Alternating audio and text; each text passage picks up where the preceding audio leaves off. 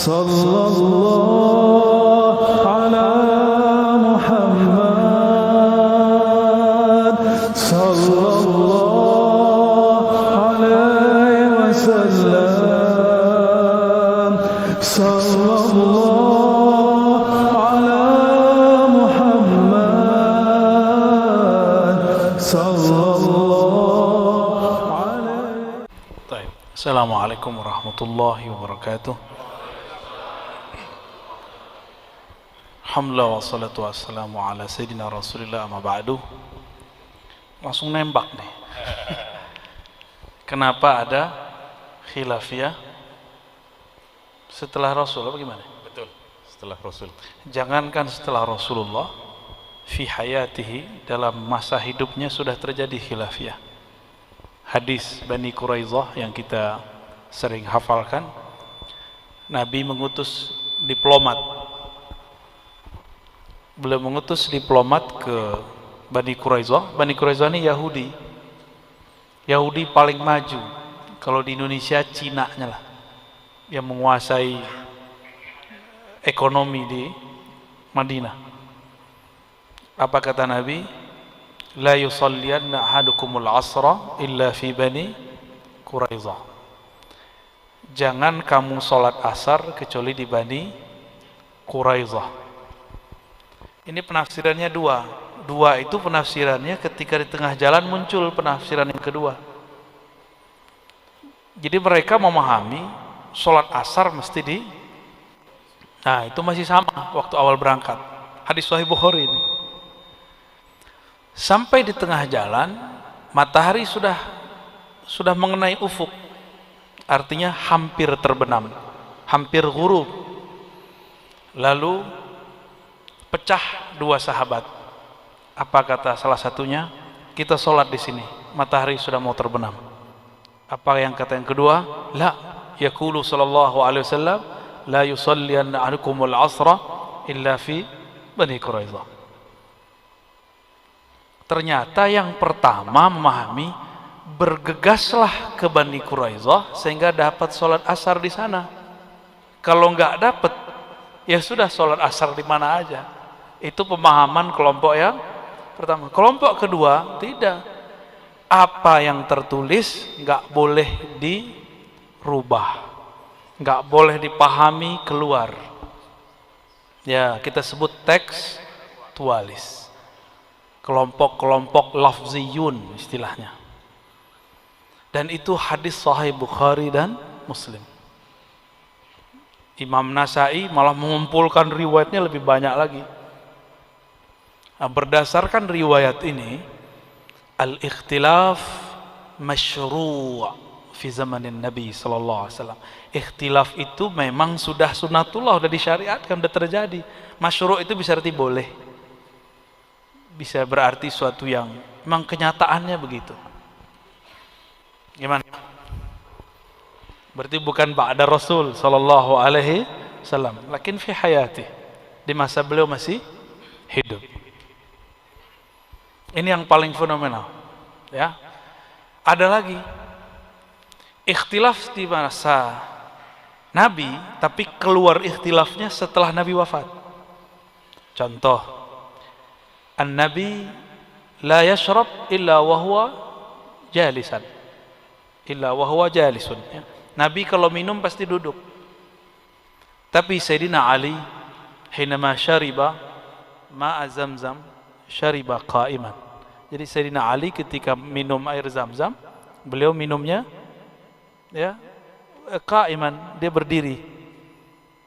Kata beliau, ra'aitun nabiyya sallallahu alaihi wasallam yashrabu ma'a Zamzam qa'iman. Air paling mulia itu Zamzam. Air paling mulia Zamzam, Nabi aja minumnya berdiri. Gimana tuh? Kawan kita kalau sudah ada ustadz minum berdiri langsung majruh.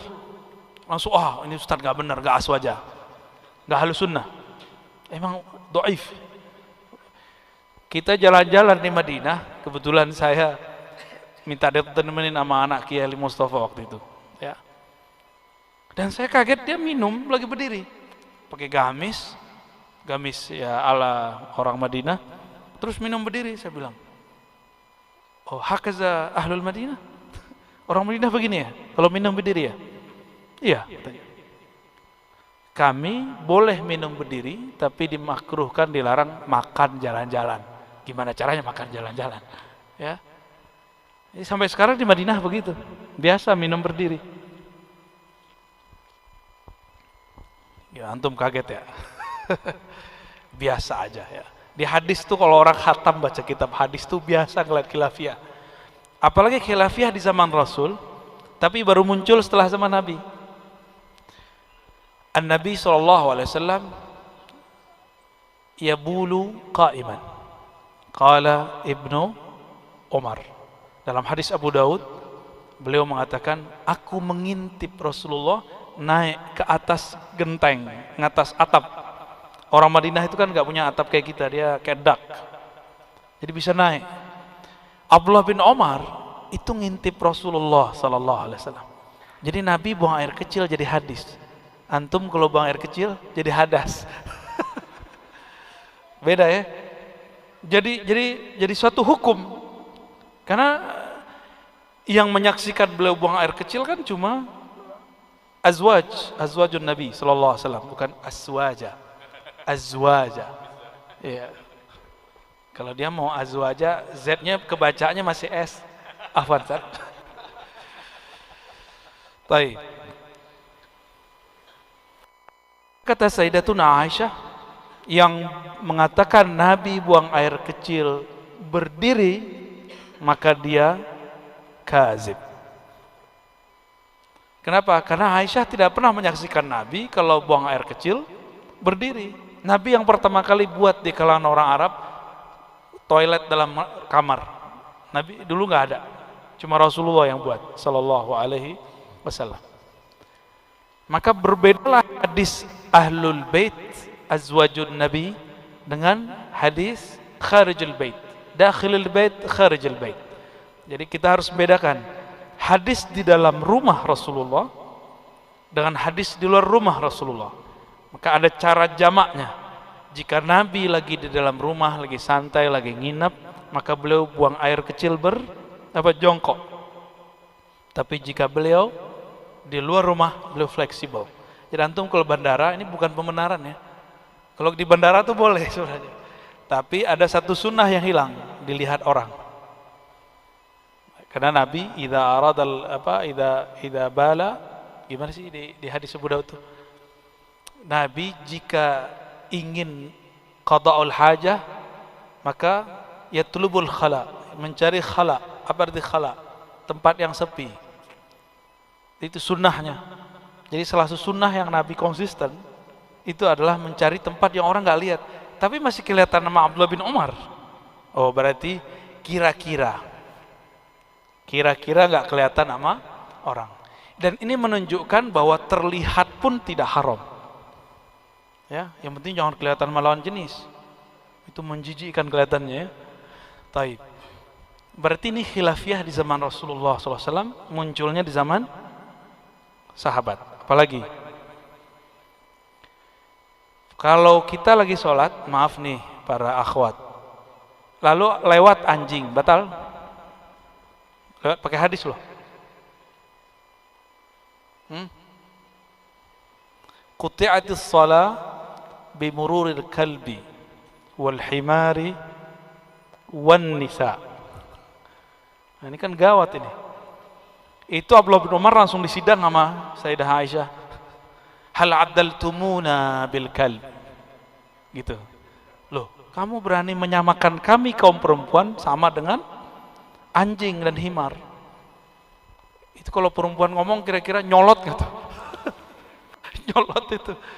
Masa batal sholat anjing, himar, dan perempuan? Berarti sama dong perempuan sama anjing. Maka Sayyidah Aisyah dalam Sahih Bukhari dan Muslim mengatakan, Rasulullah sholat, aku di depannya, wa ana haid. Kurang apa? Udahlah perempuan tidur depan Nabi, wa ana haid. Berarti ziyadah wan nisa ini laisa minal hadis. Tambahan an-nisa di situ ini bukan dari hadis Nabi SAW, atau ada ihtimal kemungkinan kedua. itu mansukh. Ya, dihapus. Cuma mana mungkin dihapus. Berarti itu bukan minal hadis ya, laisa minas sunnah. Ini khilafiyah di zaman Rasul, tapi baru munculnya. Oh, ini masih banyak loh. Kita sekarang keluar, pindah ke zaman sahabat, lebih seru lagi. Di sini muncul definisi bid'ah. Jadi antum gak usah pakai kitab aneh-aneh, cukup Sahih Bukhari dan Muslim. Ya, katanya kalau pakai Ibnu Taimiyah muskilah, pakai Imam Nawawi muskilah, nanti ikut mazhab. Kita langsung saja kepada kitabullah dan sunnah Rasulullah, kata kawan. Ngomong begitu 10 tahun lalu, sampai sekarang belum khatam itu Sahih Muslimnya. Jadi 20 tahun lalu saya ketemu dia. Apa kata dia? Langsung saja pada Al-Quran dan Sunnah. Sunnah yang mana? Sahih Bukhari Muslim. Hatta al-yawm, ya, la yakhtatim bi ayyi kitab min sunnah kecuali arba'in. Dia khatam arba'in berkali-kali. Tapi kita tes juga hafalan arba'in juga nggak hafal. Sama kayak kita, ada banyak yang lupa. Baik. Masih ingat riwayat Jam'ul Quran? Masih ingat pengumpulan Quran? Ini polemiknya dahsyat. Di beberapa kajian saya sudah pernah singgung. Sayyiduna Abu Bakar As-Siddiq radhiyallahu taala anhu didatangi oleh Sayyidina Umar radhiyallahu taala anhu. Apa kata Sayyidina Umar? Wahai Khalifatul Rasul. Cuma beliau yang dapat gelar Khalifatul Rasul, ya, Sayyidina Abu Bakar. Khalifah artinya pengganti. Maka tidak ada khalifah di zaman Nabi. Khalifah setelah Nabi, karena khalifah artinya pengganti. Wahai Khalifatul Rasul, engkau mengirim para hufaz keluar. Umar nih cemas. Apa kata Umar? Seandainya mereka mati fisabilillah, atau mereka dijebak di tengah jalan, maka para hufaz berkurang drastis. Riwayatnya kan agak ikhtilaf antara 70 sampai 700. Bagi saya tidak masalah, ini namanya litakthir, menunjukkan jumlah yang banyak. Bahwa yang dikirim untuk berperang kebanyakan hufaz adalah orang-orang yang hafalan Quran dan jumlahnya sekitar 70-an. Sayyidina Umar mengatakan, jika mereka mati pulang hanya nama, bagaimana nasib Quran di masa depan? Padahal yang berjuangnya anak-anak muda. Kata Abu Bakar, nih kalimatnya coba. Ini persis seperti kalimat ustadz-ustadz yang gak mengerti usul fikih dan gak mengerti hadis ini. Hal taf'al, Abu Bakar pernah gak mengerti loh maksudnya Umar. Namun beliau mau dialog. Ini kawan sudah gak ngerti, gak mau dialog. Ya, nah Sayyidina Abu Bakar mau dialog. Coba perhatiin. Hal taf'al ma lam yaf'alhu Rasulullah sallallahu alaihi wasallam. Apakah kamu buat sesuatu yang Rasulullah tidak pernah buat? Berarti kaidah yang terbangun dalam alam bawah sadar Sayyidina Abu Bakar, bid'ah itu ma lam yaf'alhu Nabi sallallahu alaihi wasallam. Bid'ah itu yang enggak Nabi buat. Bener kan? Antum belum aneh tanya pasti bilang begitu. Bid'ah apa? Yang enggak ada di zaman Nabi. Berarti Nurul Hayat masuk bid'ah. Ya. Maaf Pak Direktur. Eksekutif Pak Latif. Baik. Ketika Sayyidina Abu Bakar mengatakan, hal taf'al ma lam yaf'alhu Rasulullah SAW, apakah engkau melakukan yang Nabi tidak lakukan? Maka kalau dibuat definisi bid'ah menurut Abu Bakar, pada kaul kodimnya, kata pertamanya adalah malam yaf'alhu Rasulullah SAW. Itu bid'ah. Versi siapa? Tapi ini kaulun kodim. Umar ini kan cerdas. Beliau kan muhaddatsun. Bukan hanya cerdas biasa, Allah ajak dia bicara, itu muhaddats. Jadi Umar itu makom walayahnya walayah musawiyah. Jadi dia kewaliannya itu mewarisi Sayyidina Musa, maka dia bisa berdialog dengan Allah. Jadi ruhnya itu dalam keadaan apa aja bisa dialog dengan Allah. Makanya iblis takut sama dia. Ya. Itu Umar. Makanya Umar mengatakan iftikhar wa tahaddus bin ni'mah, bersyukur atas nikmat Allah, karena beliau keceplosan turun 3 ayat hukum. 3 ayat hukum itu adalah perubahan besar di tanah Arab. Salah satunya berhijab seperti akhwat-akhwat ini. Ya. Apa kata Umar? Umar cerita tentang maslahat. Sekarang orang nyebutnya maslahat. Nih, kalau orang meninggal nanti begini, anak cucu kita nanti begini, nanti tidak ada lagi yang hafal, mushaf belum dikumpulkan, belum ada salinan, semua data disampaikan oleh Sayyidina Umar. Jadi dia berpikir melewati masanya. Kalau orang begini tidak bersama Allah, dia tidak bisa tembus ke masa depan. Ya, maka dia cerita masa depan itu dibutuhkan Musa-Musa beginilah kira-kira. Itu kalau Umar nggak debat tuh, nggak bisa. Makanya orang Syiah kalau benci sama Umar, robek aja Qur'annya. Karena laula Umar, ma qara'na al-Qur'an min mushaf. Kita nggak mungkin baca Qur'an dari mushaf. Kan banyak juga ya. Katanya di Jawa Timur ada Syiah ya, Sibeh. Ya. Tapi semoga Syiahnya sudah insaf. Dia boleh cinta Sayyidina Ali, tapi jangan hujat azwaj Nabi. Jangan hujat Abu Bakar Siddiq. Maka Syiahnya disebut Tasyayyuk Mahmud. Ya, tasyayyu' yang masih diperbolehkan. Itulah yang dipakai guru beliau nih ya. Said Mamduh. Sah? Syekhuka wala ghairu syekha? Syekh jauh. Syekh lewat YouTube. Baik. Thariqah al-YouTubiyah. Kalau di luar ada wali kutub, ini wali YouTube. Baik. Jadi Sayyidina Umar berbicara apa? Maslahah.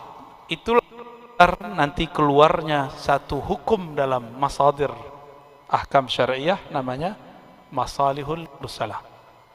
Atau sekarang orang kembangkan lagi jadi maqasidus syariah.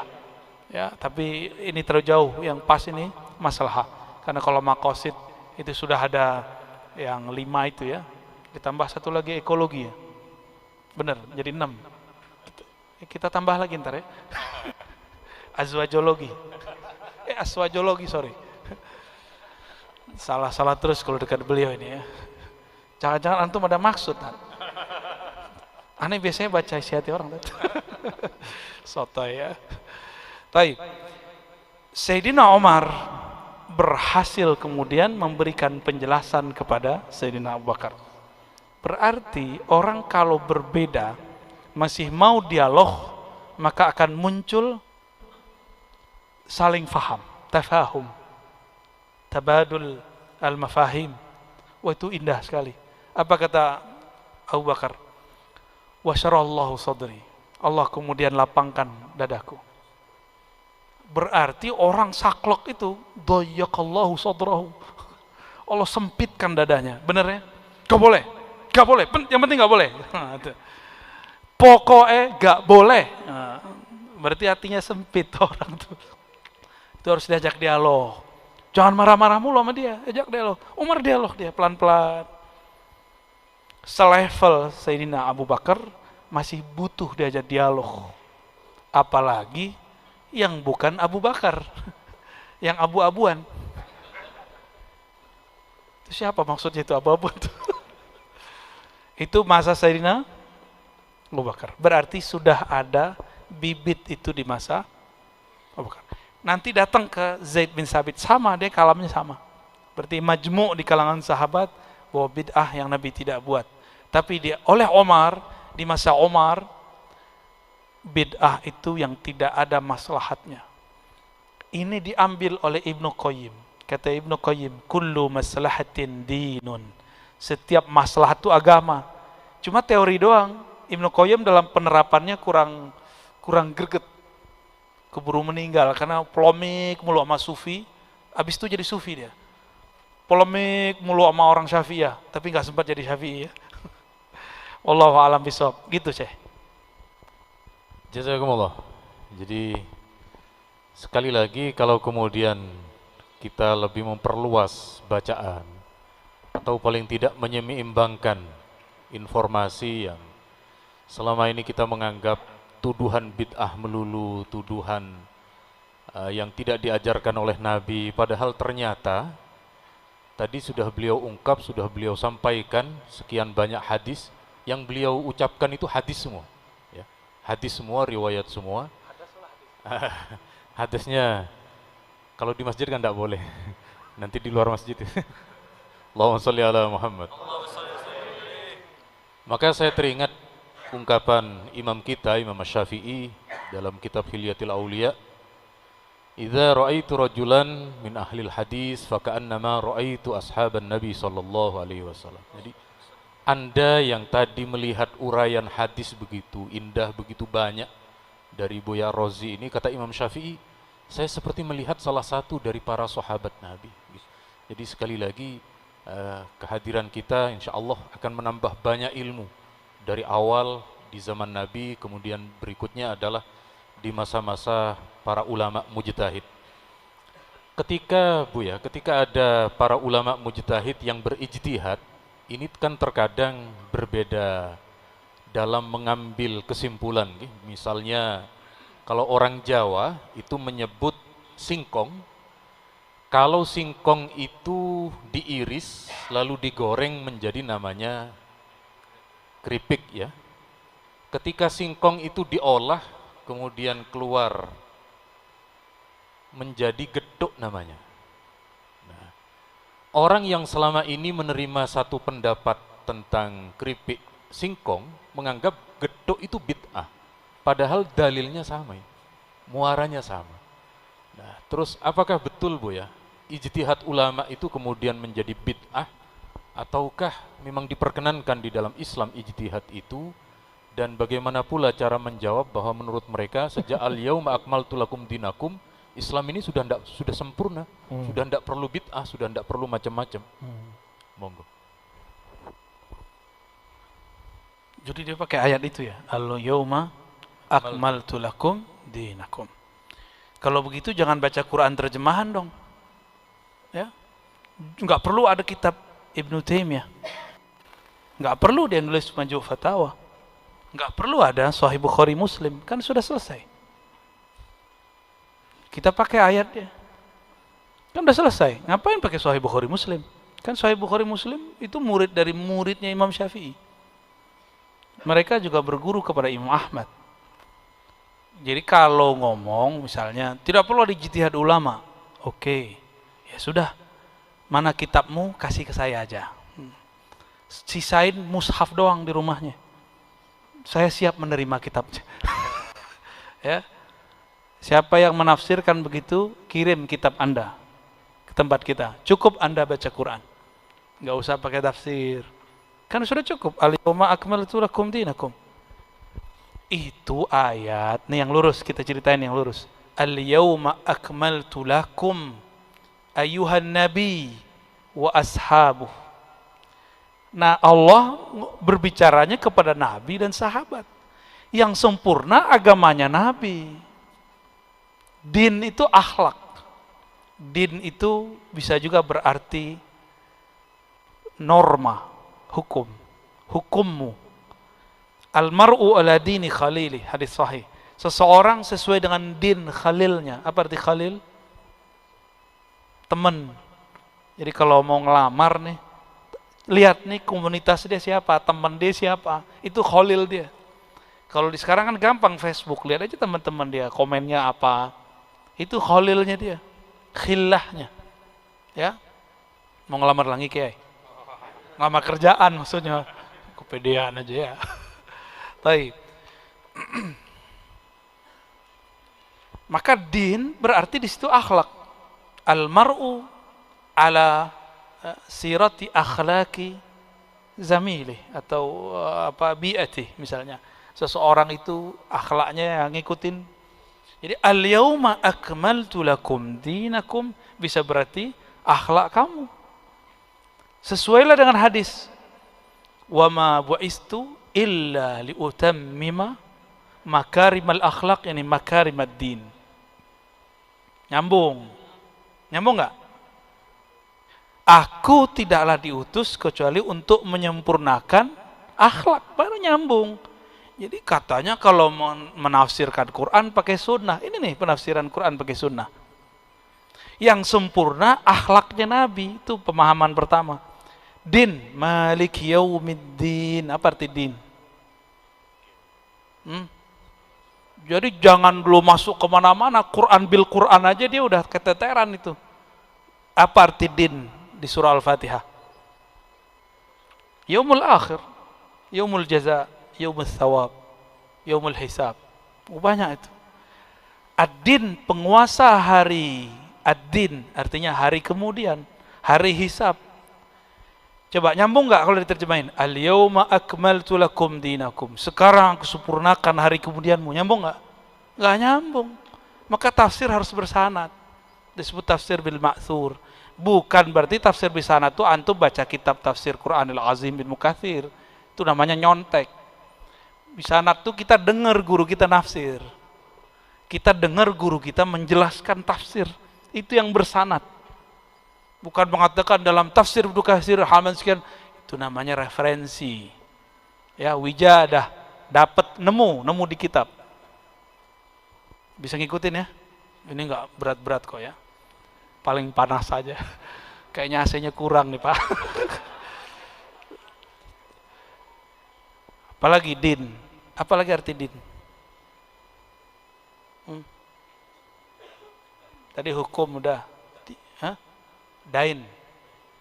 Antum ad-dainu minad din ya? Pengusaha begitu, ad-dainu minad din. Berutang bagian dari agama. Itu ijazah untuk pengusaha. Kalau nggak pengusaha jangan pakai itu ya. Ad-dainu minaz zulm jadinya. Itu baru 3 kalau kita jelasin. Masih banyak arti din yang lain ya. Gimana? Ini al-yauma akmaltu lakum dinakum ini makna yang mana? Siapa yang tahu maknanya? Ayo. Kalau mereka mengatakan nggak perlu khilafiyah, nggak perlu, riwayat hadis itu minal ijtihad. Kita bisa cek. Antum kalau belajar hadis ada namanya sighatul ada wa tahdits. Cara menyebutkan lafaz guru menyampaikan. Maka kalimat haddatsana, ada anba'ana, ada yang lebih tinggi sami'tu. Ya, sami'tu haddatsana, akhbarana, anba'ana. Itu udah beda tuh, itu ijtihad semua. Ahlul hadis yajtahidun. Ahli hadis berijtihad. Antum tahu nggak? Sahih menurut Imam Bukhari bukan sahih menurut Muslim. Contoh, mau tahu contoh? Man adali waliyan faqad adantuhu bil harb. Siapa yang menyinggung wali-waliku, aku nyatakan perang baginya. Itu hadis tidak dinyatakan sahih oleh Imam Muslim, tapi disahihkan oleh Imam Bukhari. Lagi, ada hadis tentang pengharaman khamar bidwanita, ya, al-harir, sutra, wal ma'azif. Itu hadis didhaifkan oleh Ibnu Hazm, tapi disahihkan oleh Imam Bukhari. Di akhir zaman akan terjadi ya. Sayakunu fi ummati aqwamun yastahilluna al-khamra wal hirra wal harira wal ma'azif. Gitu hadisnya. Akan terjadi di akhir zaman beberapa kelompok umatku menghalalkan khamar, bidwanita itu maksudnya ya sekarang itulah prostitusi online itu masuk ke situ ya. Wal harira bersamaan ada sutra, wal ma'azifa, dan ada ma'azif. Ma'azif itu alat yang melenakan ya, alat hiburan, bisa di handphone. Masuk tuh, haram gitu. Lebih haram musik apa handphone? Lebih melalaikan, lebih lahwul hadis musik apa handphone? Handphone. Sini kasih buat saya. Serius. Jadi mereka ini terjebak oleh tafsir masa lalu. Ibnu Abbas ketika melihat ada orang sibuk nyanyi, terus bilang, lahwul hadis itu al-ghina. Terus beliau ngelihat ghina itu nyanyi. Kalau ada orang main musik, apa kata? Lahul hadis itu ma'azif. Main alat-alat musik. Kalau zaman sekarang Ibnu Abbas hidup, kira-kira lahul hadisnya apa? Itu smartphone. Sini, kata sini. Gak ada yang berani kan? Itu antum gak beriman dong. Gak percaya kepada Allah dan Rasulnya. Bisa ngancem gitu kita ya. Wah, kalau aneh seriusin, itu bisa keluar semua itu. Cuma kita kan lagi canda-canda ya. Ngaji itu udah serius. Wajah udah serius. Kalau diterusin, itu benar keluar. Saya praktekin ada orang begitu. Haram loh ya. Terus gimana Yai? Sini. Kita bersihin, benar keluarin. Balikin lagi. Ya. Terus serius ngaji. Hidup ini innamal hayatud dunya. Laibun, ulahun. Dunia itu santai aja, jangan terlalu serius ya. Kayak beliau lah ketawa mulu kan. Kena Covid aja bisa ketawa. Makanya ini bekas trauma nih pakai cadar dagu. Orang cadar sini dia cadar. Afan ya. Mumpung depan orang Anda bisa ngerjain antum kan. Baik. Jadi itu baru lafaz din. Ya. Belum lagi al-yaum. Itu apa faedahnya? Akmaltu lakum dinakum wa raditu lakumul islamina. Jadi teman-teman, jangan kemudian terpedaya oleh kata-kata yang menjebak, yang membuat otak itu tumpul. Karena nggak konsisten, nggak boleh khilafiyah, tapi ngikutin khilafiyah ahli riwayah. Ini ada ahlur riwayah menghafalkan teks, mereka punya khilafiyah. Ada ahlu dirayah, ahlul fiqh, mereka juga meriwayatkan. Yang diriwayatkan pemahaman, dikenallah mazhab yang 4. Itu juga periwayat pemahaman hadis. Kalau Imam Bukhari, periwayat lafaz hadis, bisa bedain. Sufi, periwayat rasa mengamalkan hadis. Tuh. Itu diriwayatkan, harus ditransfer, ditalkin, diriadohkan, dimujahadahkan, semuanya beriwayah. Maka ahli hadis memegang satu istilah namanya musalsal. Musalsal itu menirukan guru. Gurunya begini, kita begitu. Ya, itu ada musalsal namanya biqabdil lihyah. Enggak punya jenggot tuh enggak bisa tuh, apa yang mau dipegang tuh ya. Apa namanya musalsal, memegang jenggot. Bukan megang masker, Pak Yai. Ya. Oh no. Itu guru kita, Yai Marwazi, dia manjangin jenggot 2-3 cm, sengaja untuk bertabaruk dengan hadis itu. Beliau kan nyukur terus tuh. Giliran sampai di hadis ini, seminggu beliau nggak potong. Itu takjub saya sama beliau tuh ya. Alhamdulillah, Allahumma fazhu ya. Murid Syekh Yasin Al-Fadani. Jadi ayat ini ditafsirkan seperti itu, termasuk man fassaral Qur'an bi ra'yihi falyatabawwa maq'adahu minan nar. Siapa yang mentafsirkan Quran tidak pada tempatnya dengan ra'yunya, akal-akalan dia, siap-siap tempatnya neraka. Jadi saya nggak ngancem, Nabi yang ngancem. Nabi nggak bermaksud begitu, Allah nggak bermaksud begitu. Kita tanya ulang, dari mana dia tahu maksud Allah seperti yang dia maksud? Gimana cara tahunya? Terkadang memang ada orang berpendapat, lalu pendapat itu disandarkan pendapatnya Allah begitu. Astagfirullah. Itu lebih bahaya Fir'aun itu. Ya, kalau Fir'aun dia udah ada muqaddimahnya, ana rabbukumul a'la. Aku Tuhan kamu yang tinggi. Kalau ini kan dia ngaku Tuhan, tapi pendapatnya seakan-akan pendapat Tuhan. Ini kultus itu ada 2. Kultus sosok, kelompok, sama. Ada kultus pemahaman. Kalau orang aswaja dituduh kultus sosok. Jangan-jangan antum objekkan kultus nih. Kalau dicium bolak-balik gak? Ya, bolak-balik. Enggak. Tarik. Capek, nari udah biarin aja sih. Ya. Bener, capek nggak? Wah, antum nggak pernah digituin orang ya? Udah begini gak ada yang cium tangannya. Ini beliau udah ngumpetin, dikejar tangannya sama orang ya. Emang sakti ini. Udah gitu aja deh. tentang ijtihad ulama, apakah kemudian bisa diklaim bid'ah? Mulai gerah ya. Ini itu biasanya saya taruh untuk nggak kena AC di sini. Baik. Ijtihad ulama, kalau yang ijtihad antum, ya. Ya. Kalau ente yang ijtihad tuh itu bid'ah itu. Tapi kalau Rasulullah punya pewaris disebut ulama, al ulama warasatul anbiya, ulama pewaris para nabi. Jika yang ijtihad ulama itu bukanlah bid'ah, maka kita definisikan ulang bid'ah, ya. Kita ambil imam dari imam yang anti bid'ah, Ibnu Taimiyah, ya.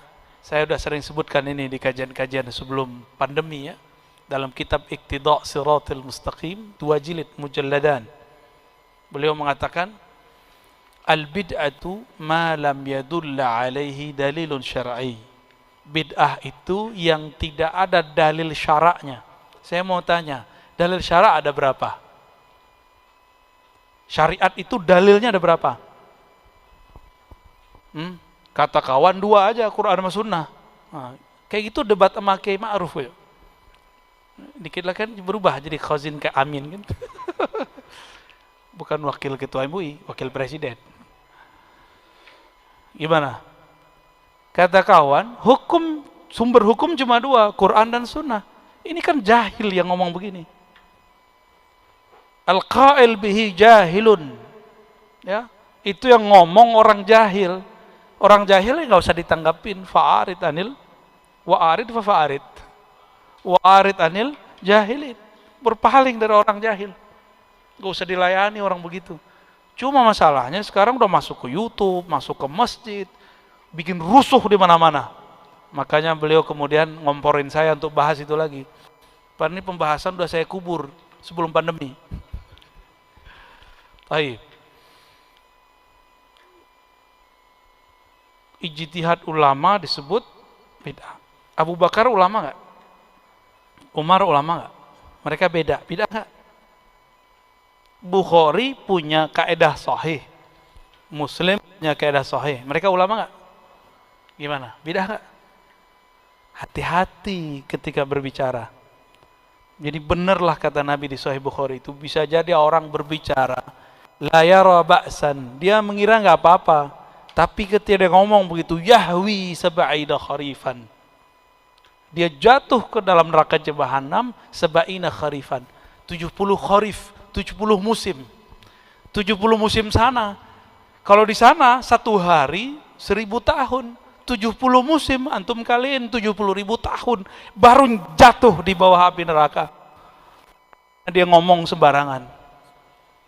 Hati-hati kalau berbicara itu. Karena sama dia dengan mengatakan Imam Syafi'i, para sahabat itu ahli bid'ah semua. Atau mereka bukan ulama. Saya dengar ada orang bahlul ngomong, jika Imam Syafi'i berbeda dengan Nabi, dahulukan Nabi. Itu benar-benar gila itu. Kok ada logika setan begitu tuh? Terbayang nggak oleh antum, Imam Syafi'i setiap hidupnya itu, lihat kitab Al-Um, itu hidup dia itu. Mulai dari awal bangun sampai tidur lagi semuanya sunnah. Imam Bukhari belum ada zaman itu. Nggak ada keluar dari sunnah. Itu Imam Syafi'i, dia katakan apa? Kalau Syafi'i beda sama Nabi, dahulukan Nabi. Loh, kita kenal Nabi itu karena berkat Imam Syafi'i.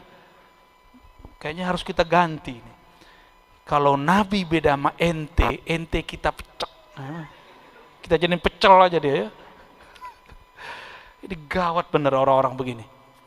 Belakangan tambah menggila. Apa kata dia? Kalau sahabat beda dengan Nabi, maka kita harus ikut Nabi, tinggalkan sahabat. Itu orang di dalamnya apa itu? Iblis atau apa itu? Ini gergetan loh kalau saya begini. Kenapa? Ini lebih bahaya dari Syiah, lebih bahaya dari Mu'tazilah, lebih bahaya dari Khawarij. Khawarij itu cuma mengkafirkan Sayyidina Ali, Sayyidina Muawiyah, dan kelompok mereka berdua. Kalau Syiah memfasikkan sahabat-sahabat besar selain Ahlul Bait. Kalau ini apa kata dia? Jika sahabat berbeda dengan Rasul, maka kita tinggalkan sahabat ikut Rasul. Sama nggak dengan Syiah? Mereka juga nggak percaya Ahlul Bait. Itu sahabat dia siapa lagi? Ahlul Bait dia siapa lagi? Ini berbahaya. Logika-logika ini dipakai oleh orang-orang awam. Ini kalau dibiarkan, tubuhnya tubuh muslim, tapi ruhnya bukan ruh suci, tapi itu ruh kegelapan, ruh iblis di dalamnya. Ya, logikanya udah nggak benar. Dan antum, ini bukan nakut-nakutin. Ke depan kalau ini tidak diredam, akan tambah banyak. Maka orang-orang seperti Kiai Ma'ruf Qasim harus kita jaga benar. Ya, karena beliau serius ngurusin itu. Kalau saya udah comfort ke tasawuf. Ini dipaksa murtad lagi nih. Fadal.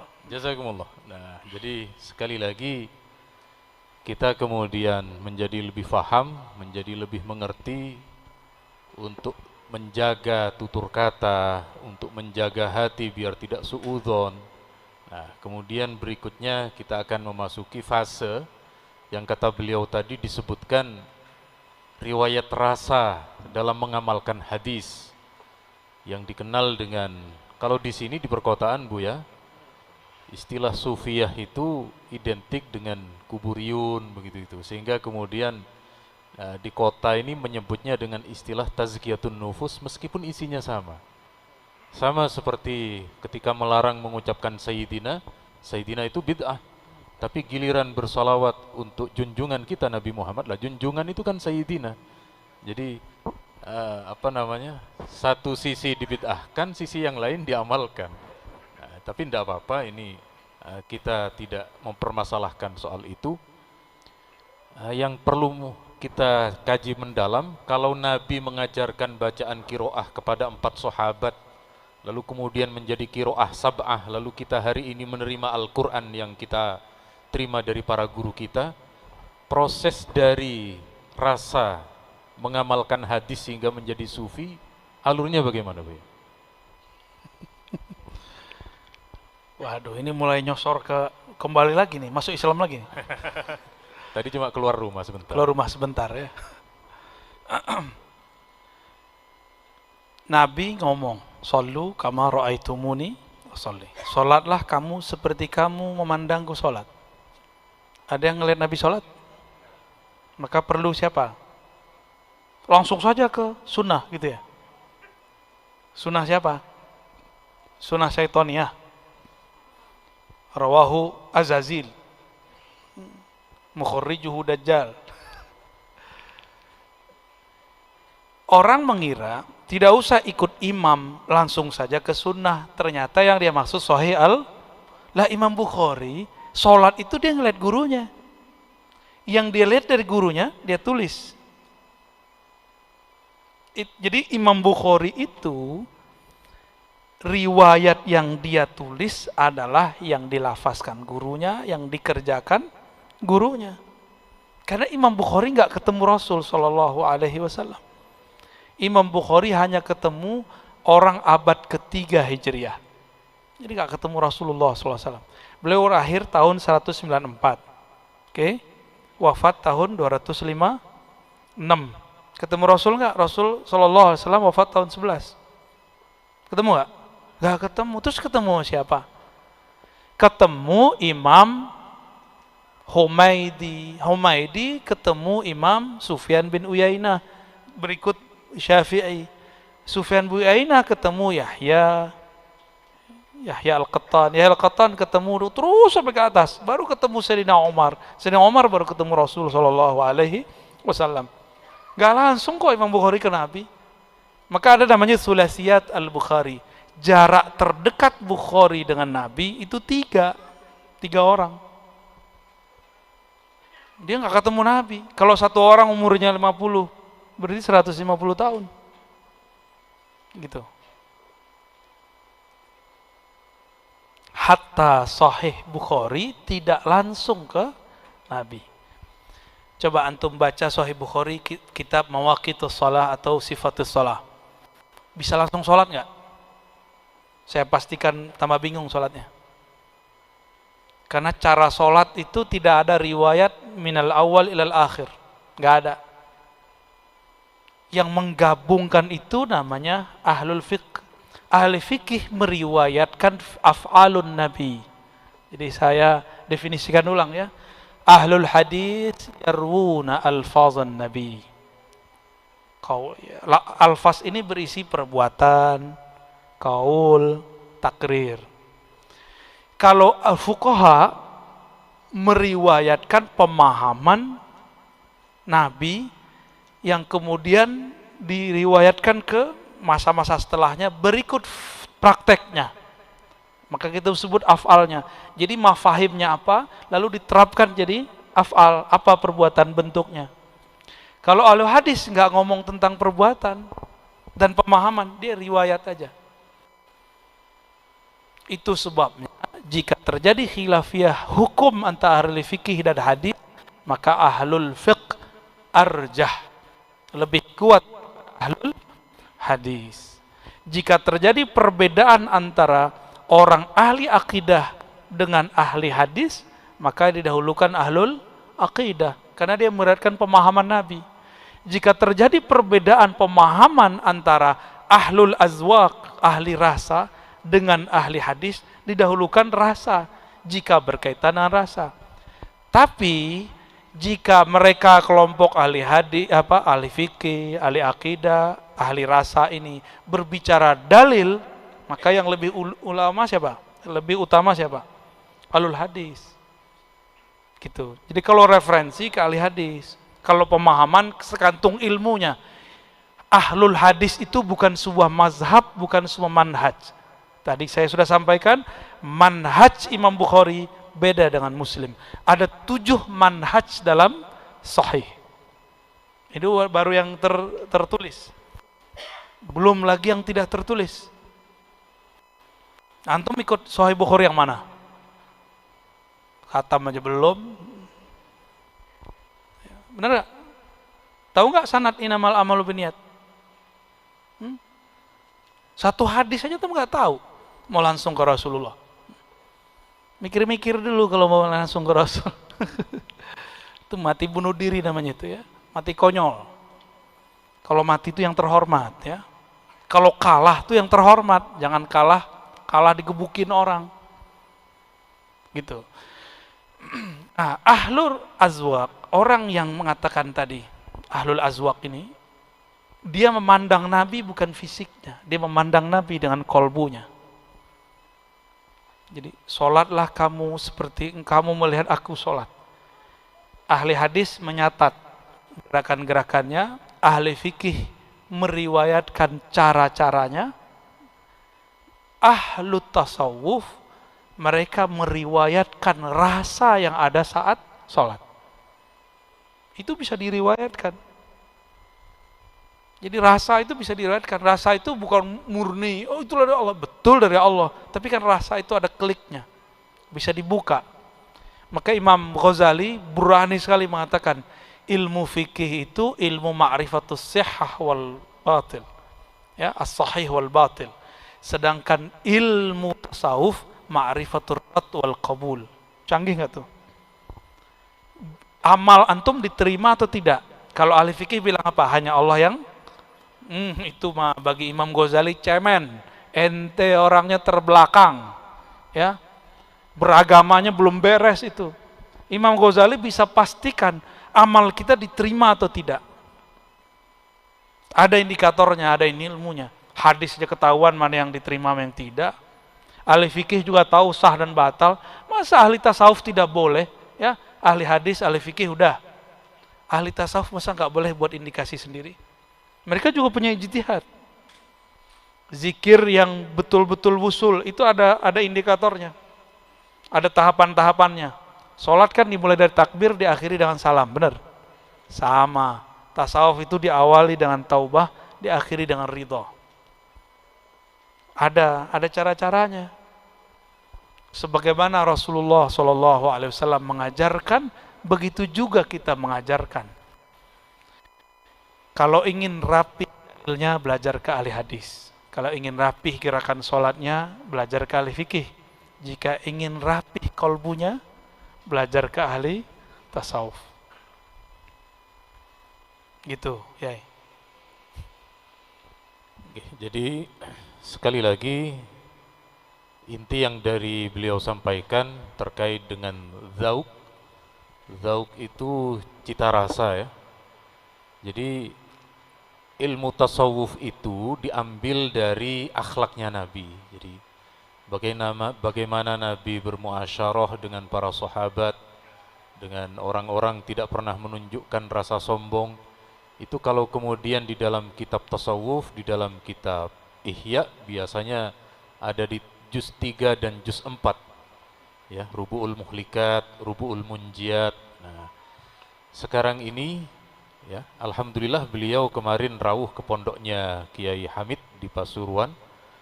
Kiai Hamid itu pernah dawuh begini, ruhnya kitab Ihya itu ada di juz 3. Ya, jadi di Rubu'ul Munjiatnya.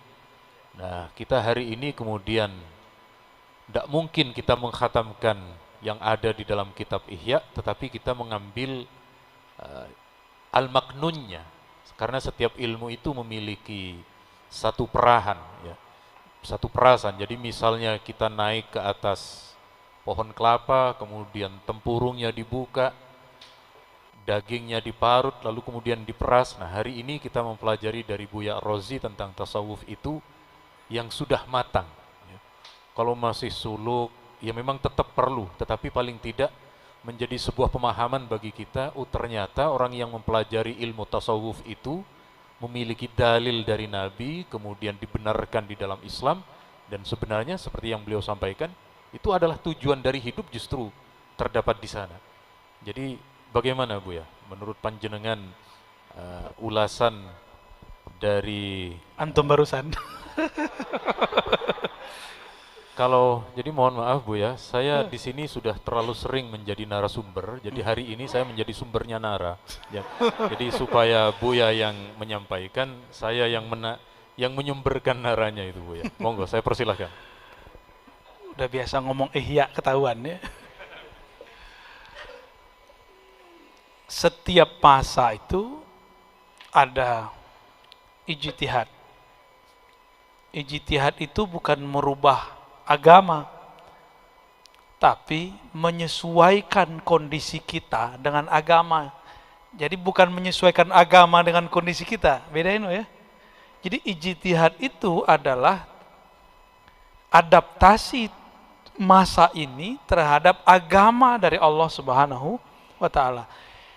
Ketika kita beradaptasi dengan agama, maka akan beda caranya. Orang Jawa, Madura, Sunda, Betawi, Sumatera itu udah beda caranya.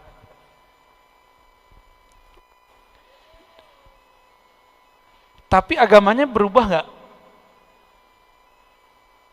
Agamanya berubah nggak? Agamanya nggak berubah. Adaptasinya yang berubah-ubah. Adaptasi di zaman Imam Syafi'i beda dengan sekarang. Adaptasi itu kita sebut ijtihad.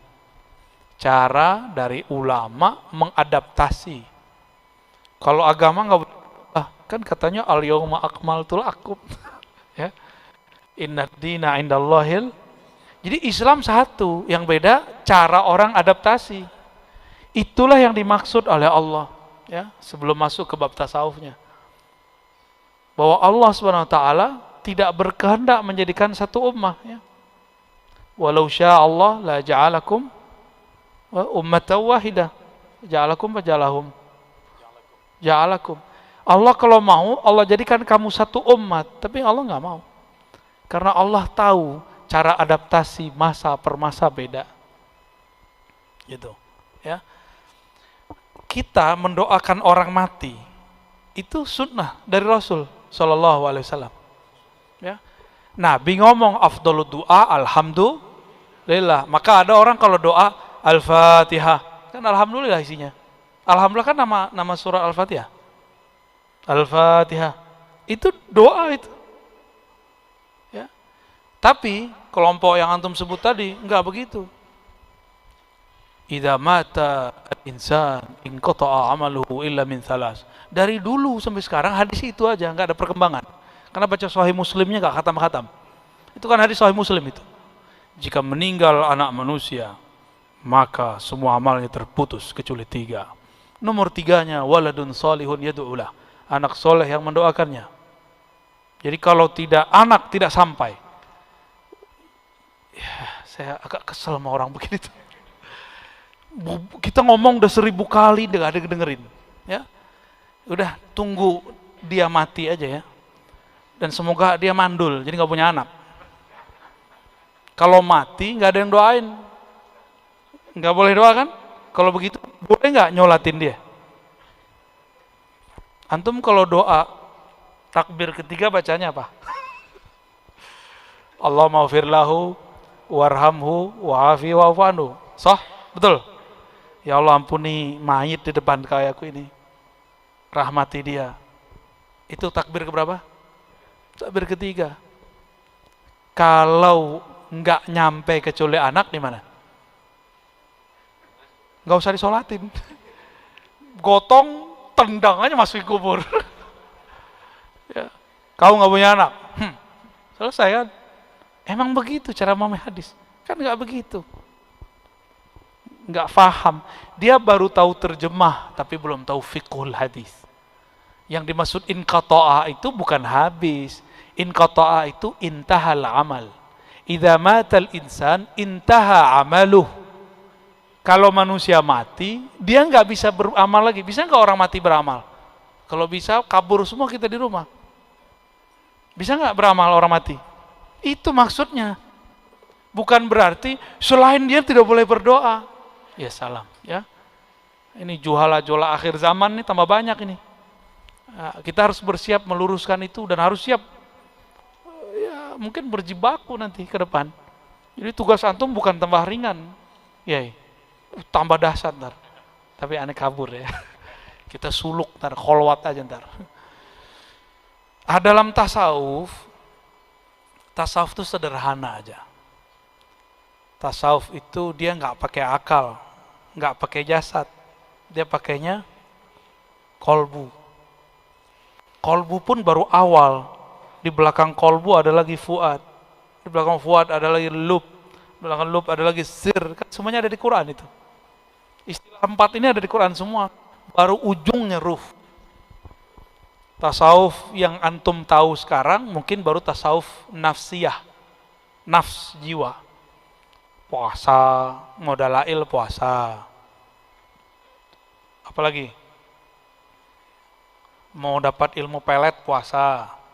Namanya sih bahasa Arab, Mahabbah Sulaimaniyah. Tapi itu bukan tasawuf. Itu bukan tasawuf. Bedakan riyadah mujahadah sufiyah dengan riyadah mujahadah bukan sufi. Mirip-mirip.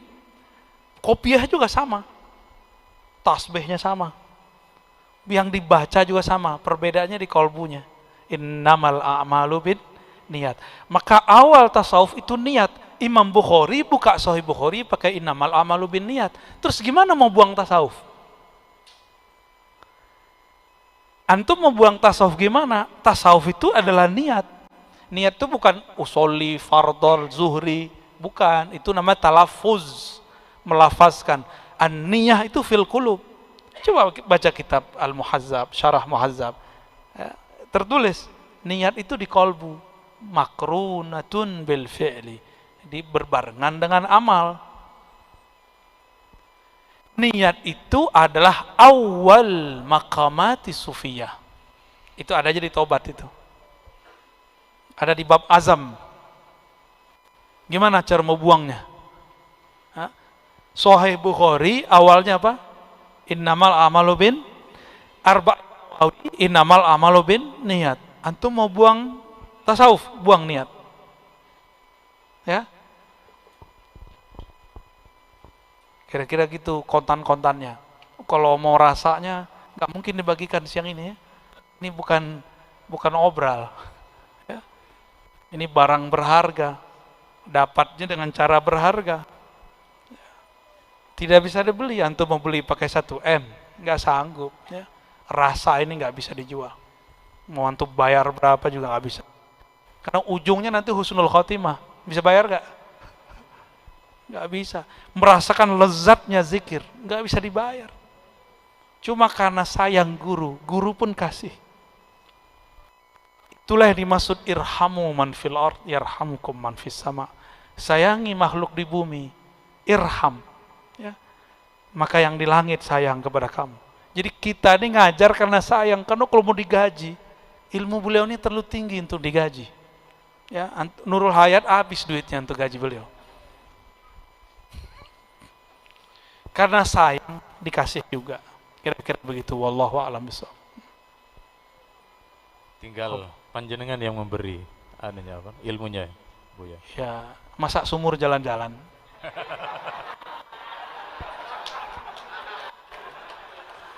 Allahumma sholli ala Muhammad.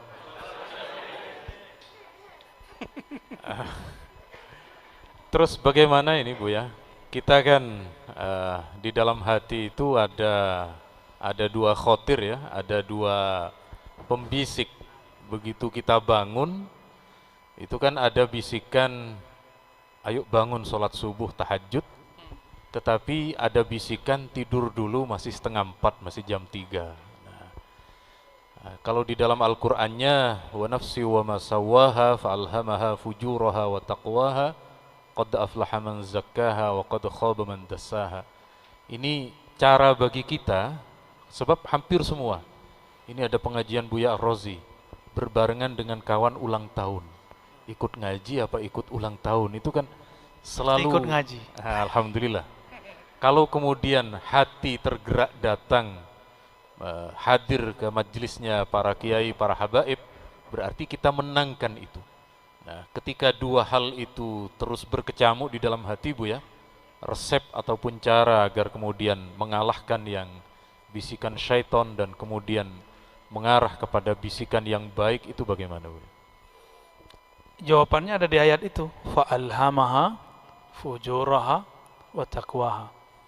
Maka dia memberitahu kepada jiwa bahwa di dalam jiwamu, di dalam dirimu ada fujur dan takwa.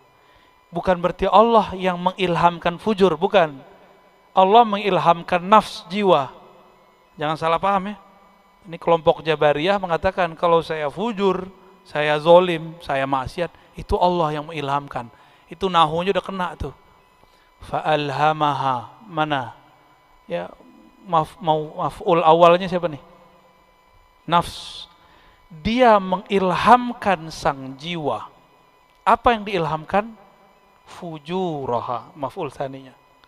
Bahwa di dalam jiwamu ada fujur. Jangan salah paham. Kalau terjemahan yang PA itu, ya, dialah yang mengilhamkan kefajiran di dalam dirimu berikut ketakwaan. Berarti Allah maha fajir dong, ya. Maha takwa dua sekaligus. Enggak, itu salah. Ayatnya enggak ngomong begitu. Kan fujuraha, bukan fujurullah. Ya. Benar, ya? Oke. Jadi gimana caranya? Nabi kasih kisi-kisi, istafti qalbak. Tanyalah kolbumu supaya bisa bertanya ke dalam kolbu. Qad aflaha man zakkaha. Bersihkan dulu nafsmu, baru engkau bisa berbicara dengan kebeningan kolbumu. Dan itu nggak mungkin kalau nggak berguru. Orang nahu soraf aja ada gurunya, orang nulis abata saja ada mursyidnya. Terus antum bilang, saya udah ngaji, cukup ngaji Ihya, nggak perlu berguru. Itu pengkhianat Ihya. Karena penulis Ihya Ulumuddin berguru. Sama kayak tadi yang mengatakan gak usah ikut imam, saya cukup baca Sahih Bukhari. Itu pengkhianat Sahih Bukhari.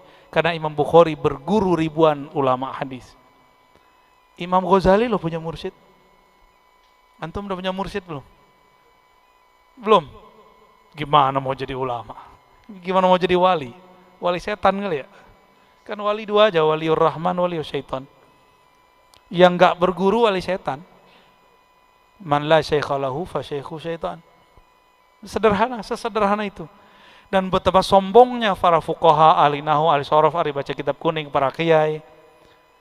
Dia tidak mau bermursyid. Dia cuma, saya cukup thariqah saya Quran. Ya salam. Quran itu kan punya guru. Ente baru ngambil gurunya, hafalannya, tajwidnya, belum isyarahnya.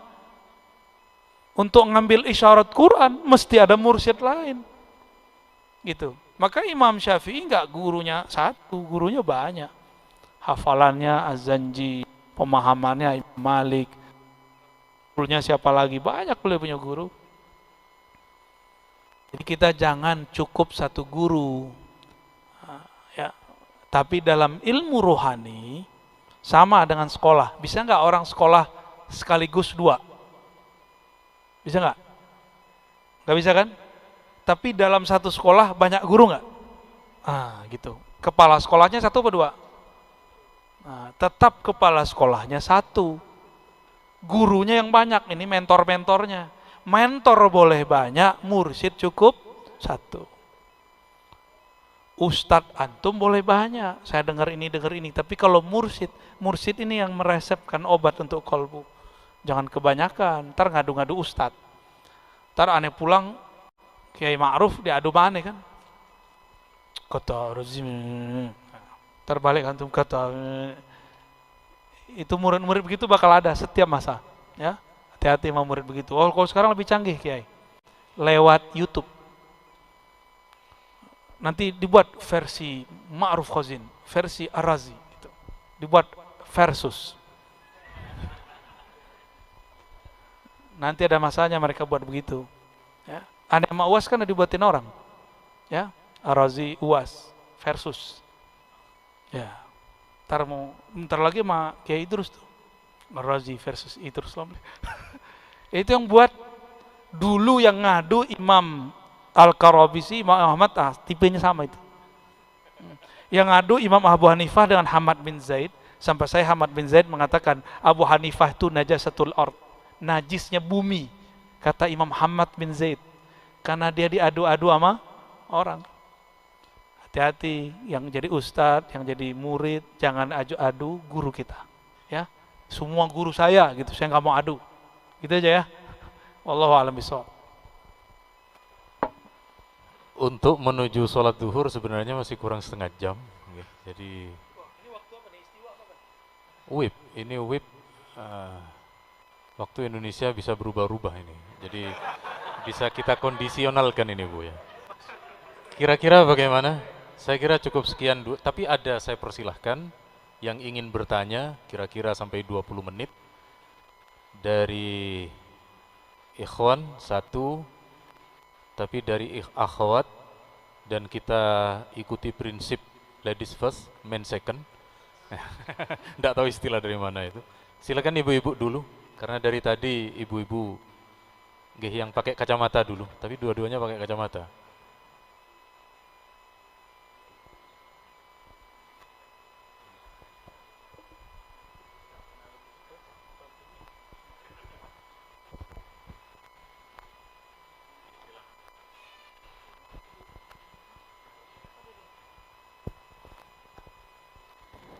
Assalamualaikum warahmatullahi wabarakatuh. Terima kasih Buya atas penjelasan dan kajian-kajian dari YouTube yang telah kami peroleh. Mudah-mudahan bermanfaat buat kami semuanya, dan kami mohon ridhonya Buya untuk mengikhlaskan. Pertanyaan kami, banyak dari kalangan ibu-ibu yang bertanya, kami cuma mewakili. Ketika perempuan itu udur, Buya, itu ada semacam kerinduan untuk sujud, untuk baca Quran. Itu menurut Buya bagaimana kalau ditinjau dari orang-orang yang ahli tasawuf, ketika perempuan udur itu ingin selalu dekat dengan Allah sementara dia dalam keudurannya itu tadi. Terima kasih Buya. Wassalamualaikum warahmatullahi wabarakatuh. Mohon maaf, tadi pertanyaannya melenceng dari tema. Enggak, masih berkaitan, ya. Perempuan lagi haid, gitu ya, tiba-tiba rindu mau sujud. Wah, bukan rindu mantum. Rindu mau sujud. Kita ambil kiasnya ke Sayyidina Abu Sa'id dan Abu Hurairah. Jadi beliau ini lagi junub, belum mandi, kan gak ada WC dalam rumah, gak ada kamar mandi dalam rumah, adanya di hammamat. Maka beliau keluar, ketemu Rasulullah SAW. Rasulullah ini kalau ketemu bukan nunggu dicium tangannya, Nabi yang nyodorin tangannya. Tuh, beda sama kita ya. Beda bener sama kita. Kalau saya kabur. Apa kemudian yang dilakukan oleh dua sahabat ini? Beda-beda masa, beda kasus. Kejadiannya hampir sama, tapi beda waktu ya. Mereka mengatakan, saya sedang junub wahai Rasulullah. Apa kata Nabi SAW? Yang junub kan bukan tanganmu. Paham kan yang junub mana? Maksud junub di situ yang kotor. Akhirnya sahabat ini pakai adab. Dia tetap nggak mau. Dia merasa dirinya kotor. Langsung kabur mau mandi.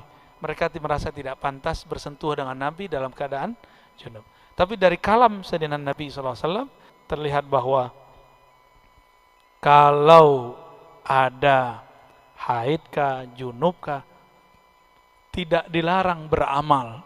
Tapi amalnya bukan amal fisik yang ini. Harus bagian yang tidak haid. Mohon maaf, saya mau tanya, lidahnya haid nggak? Enggak, ya udah zikir aja. Telinganya haid nggak? Enggak, ya udah. Boleh nggak sujud syukur? Boleh, tapi jangan sholat. Nggak boleh. Ya, sholat itu kan masuk ke masjid walaupun di rumah. Berani nggak masuk masjid dalam keadaan kotor? Jadi waju'ilat liyal ardu masjidah. Antum kalau sudah naruh sajadah itu langsung jadi masjid itu. Itu dalilnya. Waju'ilat liyal ardu masajidah. Allah jadikan hamparan bumi sebagai masjid-masjid, tempat sujud. Kembali ke makna harfiahnya, ke makna tasrifnya. Tempat sujud, mahallus sujud. Jadi dimanapun boleh. Nah, ketika masuk ke masjid, kita lagi haid, bukan kita ya, saya nggak pernah haid, lagi junub, ya nggak boleh. Nah, tapi diizinkan sekali cuma murur seperti sahabat azwaj Nabi, ya, istri-istri Nabi. Silakan tetap zikir pagi sore, ya. Yang paling gampang tuh yang saya kasih itu zikir maqalidus samawati wal ard, zikir buhul-buhul langit, ya. Zikirnya sudah biasa kita ketahui, itu ada tambahan di situ la haula wala quwwata illa billah. Baca pagi sore itu cukup menghilangkan kerinduan kepada Allah, menawar bukan menghilangkan, memberikan penawar. Jadi hidup ini sebenarnya adalah asyauq wal mahabbah, enggak lebih dari itu. Rindu kepada siapa? Itu yang kita cari-cari. Dikira rindu kepada orang cakep, kepada orang pinter. Cakep itu jamalullah yang ada pada dia. Orang pintar itu ilmullah yang ada pada dia. Jadi semuanya yang kita cari sebenarnya Allah. Tapi ketika menikah, katanya orang alim ini alim, ternyata dia nggak alim semua. Ketika menikah dengan orang cakep, gagah, cantik, ternyata cantik itu cuma ketika sebelum menikah. Habis menikah, bau keteknya kecium. Nggak cantik. Apalagi mukanya mulai jerawatan, mulai keriput, segala macam. Jadi yang kita lihat itu sebenarnya tetap sifat-sifatnya Allah. Orang itu hidup cuma cari itu. Itu yang disebut wa ma khalaqtul jinna wal insa illa liya'rifun, liya'budun, ya. Maknanya liya'rifun. Kenapa pengen ya'rifun? Karena mereka yuhibbunani. Mereka cinta kepadaku. Kita kalau udah kenal cinta kan? Kalau sudah kenal, udah cinta, pengen cari tahu namanya enggak di Facebook, di YouTube, di Google, di Instagram, kita input namanya. Maka ma'rifah ula itu ma'rifatul asma. Ma'rifat pertama itu kenal nama dulu. Ya, antum cari-cari nama kan? Nah, nama si dia, tuh orangnya di belakang samping tuh. Ya. Yang dia juga nyari dia. Ya. Dia itu bahasa Arabnya huwa. Maka huwa, ujung huwa itu adalah Allah. Kul huwallahu ahad. Capek kalau coba cinta makhluk. Oh, saya cinta sama mursyid. Belum tentu juga mursyid itu menyampaikan kepada Allah. Siapa tahu berhenti di kemursyidannya. Cinta sama ustadz itu kan kelihatan pakai baju aja. Nyampe di rumah buka baju juga hilang ustadznya. Jangan tertipu dengan penampilan-penampilan begini, ya. Biasa aja. Oh, pakai cadar solehah, belum tentu juga. Ya. Belum tentu juga. Jadi kita jangan terpedaya dengan penampilan zahir-zahir begini, ya. Antum udah soleh belum? Sarungan mulu kan? Hah? Malah kita sadar orang-orang kayak kita ini pakaian begini terus matanya jelatan, tuh dosanya lebih gede. Ya. Jadi silakan tetap zikir pagi sore. Kalaupun ada lafaz Qur'annya, diniatkan zikrullah, bukan niat baca Quran, dan itu boleh. Imam Syafi'i, Imam Nawawi lebih tepatnya membolehkan itu dalam kitab Azkar An-Nawawi. Ya, tafadhal. Ya.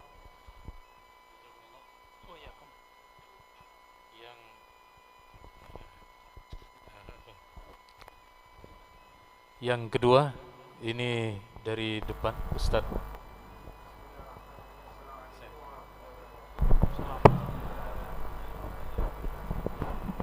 Ya, mungkin salamnya tidak usah diulang lagi, Oke. meskipun pakai mic.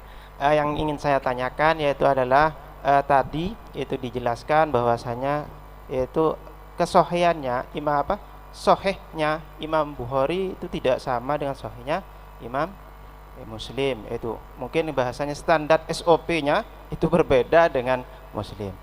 Mungkin bagaimana menurut jenengan yaitu tentang Syekh Albani, kan Syekh Albani kan banyak itu ada yaitu di buku Indonesia kebanyakan masuk yang disohihkan. Menurut jenengan gimana kesohihannya atau Syekh Albani? Saya Terima ikut kasih. Sahahu Ma'ruf Khazin. Itu lebih seru itu, ya. Taib. Jika Imam Bukhari dan Muslim beda ijtihad mengenai standar sahihnya, lalu datang orang sekarang seperti Syekh Albani rahimahullah yang juga punya standar, tapi standar dia bila standarin, ya. Itu pas dicek, yang ngecek juga ahli hadis, Sayyid Hasan bin Ali As-Saggaf, ya, kawan Said Foda. Tapi belakangan mereka debat lagi dalam bab akidah. Tapi dalam hadis ini bagus. Tanaqudat Albani Al-Wadihat. 3 jilid. Jilid pertama sudah memuat 1000 kontradiksi Albani sendiri. Jadi di kitab A dikatakan hadis sahih, di kitab B dia bilang hasan. Di kitab A hasan, di kitab B dhaif. Bahkan ada sahih sama dhaif. Jadi dia standarnya mana? Standarun bila standarin. Ya. Kaidah bila kaidatin. Enggak ada kaidahnya Syalban itu. Kaidahnya langsung dikatakan oleh guru saya Dr. Badi Sadar Al-Laham, ya. Iza ajabahu sahahahu. Kalau dia takjub dia sahihkan. Ini ada contohnya ntar. Wa iza lam yu'jibhu dha'afahu. Kalau dia enggak senang dia dhaifkan. Antum mau tahu contohnya? Ada di Sunan Abu Daud, ada di Sunan Tirmizi, ada di Sunan Ibnu Majah, ada di Musnad Ahmad. Riwayat mengenai ruqyah, penjagaan pagi sore. Bismillahi, enggak pakai bismillah. A'udzu bikalimatillahi tammat min syarri ma khalaq. Itu diriwayatkan oleh Abdullah bin Amr. Beliau mendapatkan dari baginda Rasulullah sallallahu alaihi wasallam. Lalu kata Albani, itu ada riwayat setelahnya. Abdullah bin Amr jika punya anak kecil, maka dia tulis di kulit atau di kertas dan di apa namanya? Dijahit, dijadiin kalung kayak si pitung di Betawi. Atau dulu orang Madura begitu kan? Banyak. Sampai sekarang? Ya salam. Ya, nggak cukup pakai smartphone. Antum mau kirim sihir ada mas smartphone ketahan sama dia tuh. Ya, kalau smartphone-nya smart kolbu. Terus gimana? Kata Syekh Albani, qit'atul ula sahihah wa qit'atul tsaniyah laisa bisahih. Jadi yang sahih cuma bagian depannya doang, yang bagian belakang beliau membuat jimat untuk anaknya itu tidak sahih. Itu kan suka-suka dia kan? Jadi benarlah kata Syekh Badi Sayyid Al-Laham, idza ajabahu sahahu wa idza lam yujibhu dha'afahu. Ya. Tapi ala kulli hal itu Albani, khalas. Dia kan mustaghil bil hadis. Antum udah mustaghil bil hadis belum? Ya, dia 20 tahun lebih loh ya mustaghil bil hadis, sibuk sama hadis. Kita belum. Maka hargai Albani sebagai bahithul hadis, pembahas hadis. sebatas itu kita hargai. Dari mana saya tahu ini? Dari Syekh Said Mamduh, murid Syekh Yasin Al-Fadani. Dalam kitabnya, dalam disertasi dia, kan serius nih disertasinya. Beliau mengatakan Albani ini muhaddis. Muhaddis tapi ala dia gitu. Dia buat ala-alaan dia sendiri. Karena sanad cuma punya satu. Terus muridnya belot. Termasuk yang di Yordan itu belot. Tahu muskilah dia. Apalagi muridnya yang ulama, Dr. Al-Azami. Ya. Dr. Al-Azami, saya pernah dapat liqa beliau sekali waktu di Ma'had. Itu beliau juga sama. Dulu mengikuti Albani, lalu menentang Albani. Terjadi dialog dengan Said Mamduh tuh. Apa kata Dr. Said Mamduh? Kalau engkau sekarang sudah setuju dengan Albani, kenapa engkau diam? Kenapa tidak berani mengkritisi? Beliau ditanya begitu, lebih diam lagi. Ternyata mereka hidup di negeri yang negeri itu sangat menghormati Albani. Saudi. Jadi di Saudi, antum coba-coba kritik Albani, sama di sini dengan antum mempermasalahkan Hadratus Syekh Hasyim Asy'ari. Sama. Ada yang berani? Hah? Bisa-bisa dibuang orang ke laut, ya. Sama di Lombok itu. Sama di Lombok. Sama itu. Apa kata orang Madura apa? Carok. Carok. Baik. Di sini di Surabaya ini, Buya, jadi banyak yang dari Bangkalan, tetapi mereka tidak menyebut dari Bangkalan, tetapi dari Surabaya Utara, ya. Karena sudah ada jembatan, ya. Jadi Surabaya Utara. Ada pertanyaan dari YouTube. Kalau tadi kan ini yang bertanya banyak hadirin, ini yang bertanya hadirat, ya. Yang hadirat ini bertanya apakah ijazah lewat YouTube, ijazah lewat alat wasilah itu kemudian bisa menyambungkan sanad dan juga diperbolehkan. Monggo we. Ini pakai kias lagi ya. Kita cuma salah satu penghubung kita dengan masa lalu, sanad, habis itu kias. Kalau sufi kan langsung pakai ilham, antum kan gak ahli ilham. Ya, gak bisa koneksi kan. Ya, Ihlam Wahyudi namanya. Terjadi Ihlam Yahudi. Pakai kias. Al-Musnid atau Musnid Dunia, Syekh Muhammad Yasin Al-Fadani qaddasallahu sirrahu Al-Makki, ya, beliau lahir di Mekah, besar di Mekah, tapi orang kita. Murasalah dengan Sidi Ahmad Al-Ghumari. Murasalah, apa arti murasalah? Kirim surat, minta ijazah. Maka berkirim suratlah mereka sebelum ketemu, nanti ketemu lagi, jadi 2 kali dapat sanad. Dulu sosial medianya cuma surat-suratan, zaman-zaman kita masih kecil dulu. Masih dapat nggak? Wah, ini udah nggak dapat nih, ya. Ya, udah nggak dapat ya. Kalau antum masih dapat. Ya, pernah ngirim surat cinta nggak dulu? Pernah ya? Pasti ditolak. Syekhina Muhammad Yasin Al-Fadani, semoga Allah merahmati beliau dan murid-muridnya dan pengikut-pengikutnya dan mengambil sanad dari beliau. Itu berkirim surat tidak hanya ke sana, ke India, ke Sudan, kemana yang beliau nanti kalau beliau biasanya sudah punya waktu luang baru pergi. Ini cara perginya juga dulu kan zaman nggak ada paspor. Kadang nggak pakai tiket pesawat, nggak tahu-tahu udah nyampe. Dan itu dia disaksikan oleh murid-muridnya. Ada muridnya di Hadramaut. Itu sampai bersumpah-sumpah kepada Allah bahwa Syekh Yasin ada di sini, tapi muridnya di Mekah bilang enggak, kita ada di sini di Darul Ulum. Tuh mereka sampai tengkar begitu. Ya dua-duanya benar sih. Kayak orang Tuban dengan Syekh Sunan Bonang ya. Bawayan. Ada Bawayan, ada Lasem, ada Tuban. Ya mereka nyaksiin semua. Yang dilihatnya benar, tapi yang terlihat belum tentu asli. Yang asli ya cuma satu. Nah dulu sosial medianya pakai surat. Kalau sekarang sosial medianya pakai apa? Pakai FB. Maka ada ijazah al-FBwiyah. Ada ijazah lewat Instagram, ada ijazah lewat macam-macam sekarang. Namun ijazah murasalah tidaklah sekuat ijazah bil liqa.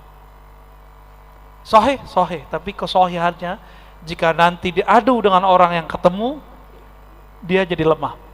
Apalagi jika informasinya berbeda. Ya, misalnya informasi yang dia dapat mengenai Syekh Fulan A oleh orang ketemu B, maka ijazah yang disebut mahfuz, yang diterima ini, yang B, yang A disebut syaz. Gitu. Jadi sah nggak? Sah, tapi kekuatannya tidak seperti kekuatan orang ketemu. Ya beda dong ya. Inna fi dzalika ladzikra liman kana lahu qalbun aw alqasama wa huwa syahid. Beda orang yang ada kolbunya datang, badannya datang dengar dan dia syahid, dia menyaksikan, dengan orang yang melihat dari jauh. Imam Bukhari zaman gak ada pesawat datang loh ke Mekah, datang ke Basrah. Antum sekarang cuma masalah pandemi takut keluar. Ya, kebangetan. Imam Bukhari gak ada pesawat itu. Bisa loh datang kemana-mana. Mungkin kaum rebahan kali ya.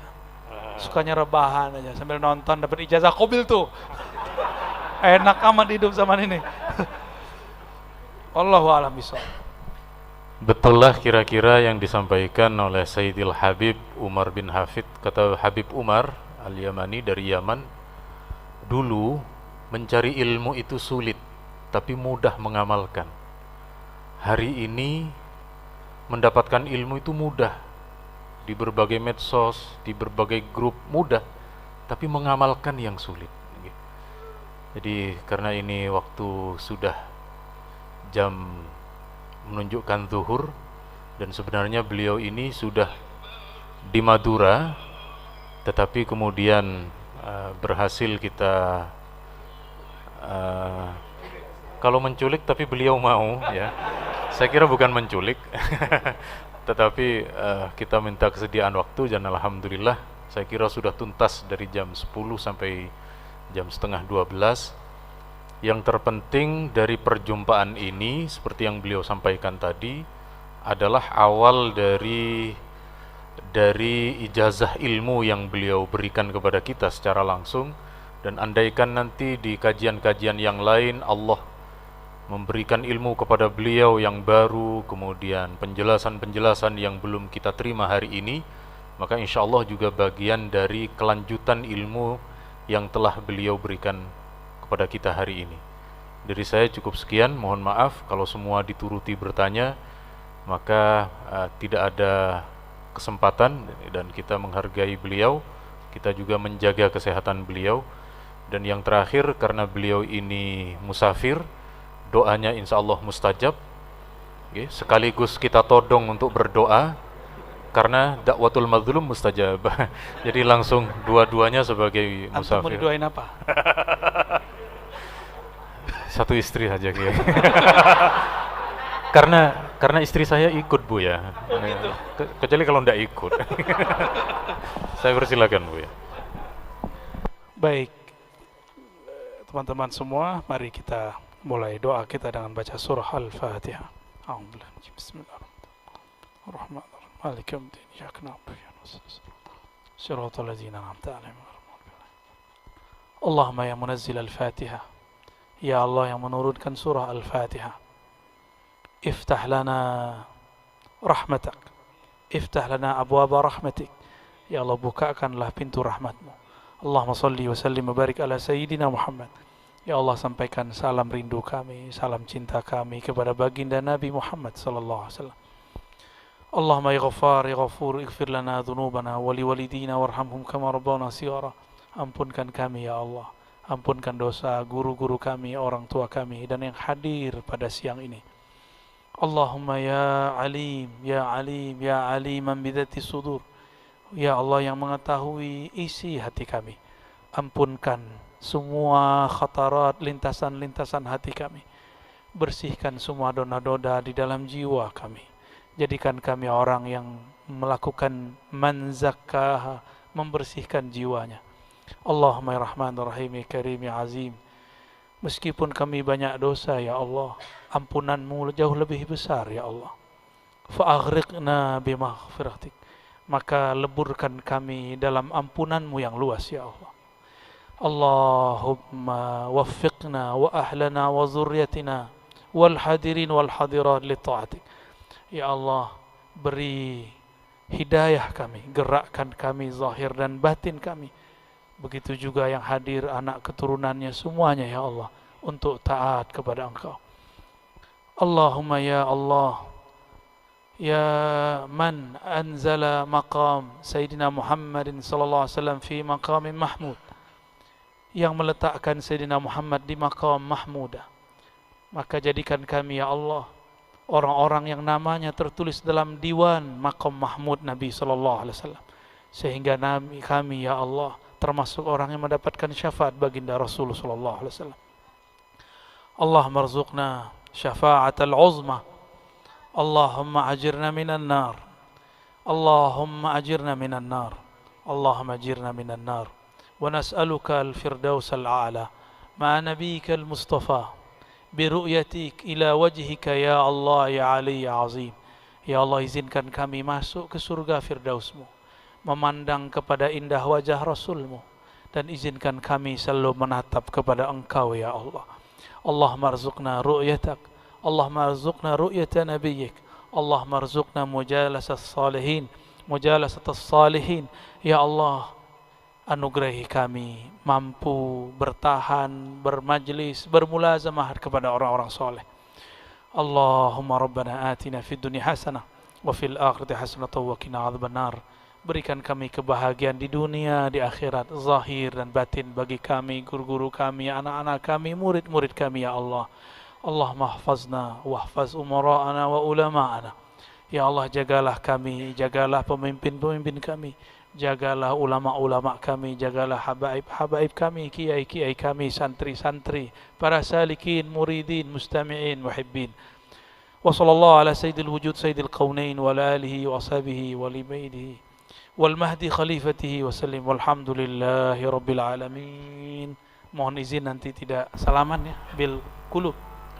Assalamualaikum warahmatullahi wabarakatuh. Sallallahu ala Muhammad,